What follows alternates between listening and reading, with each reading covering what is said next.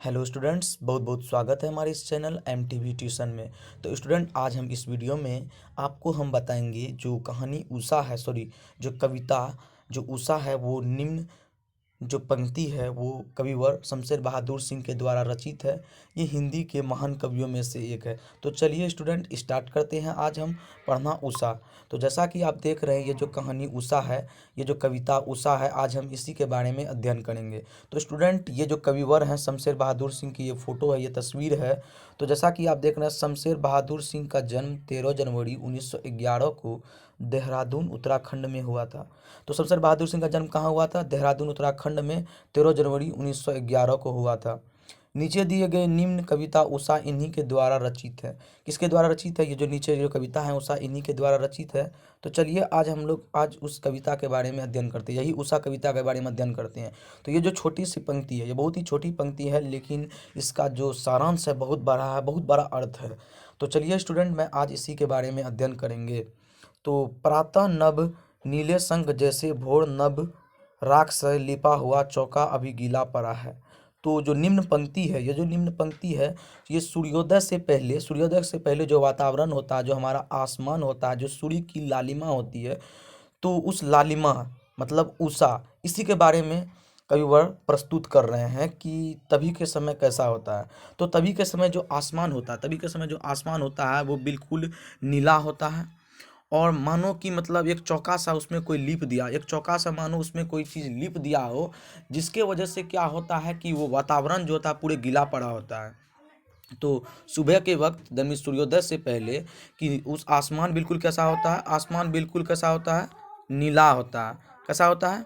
नीला होता है। और मानो कि कोई कुछ उसमें क्या होता है कि चौक जैसा लिप दिया हो, जिससे कि वातावरण में बिल्कुल नमी आ जाता है। जैसा कि आपने देखा होगा कि कोई गीला चौक से यदि कुछ चीज़ पे लिख दिया जाए बोर्ड उड पे, तो बिल्कुल वो क्या हो जाता है, गीला हो जाता है, नमी आ जाता है उसमें। तो ठीक उसी प्रकार कविवर यहाँ इस चीज़ के बारे में बता रहे हैं कि उस समय के वातावरण ऐसे होते हैं।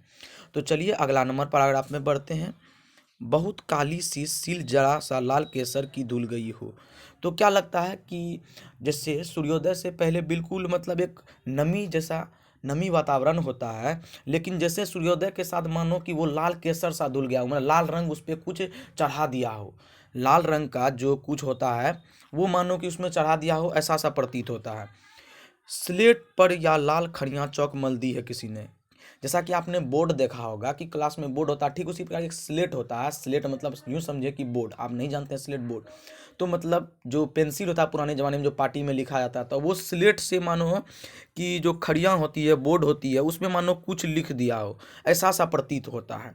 बिल्कुल ये कविवर बता रहे हैं हम लोगों को कि ऐसा उषा जो है उस समय के जो वातावरण होते हैं वो एक्चुअली ऐसा होता है।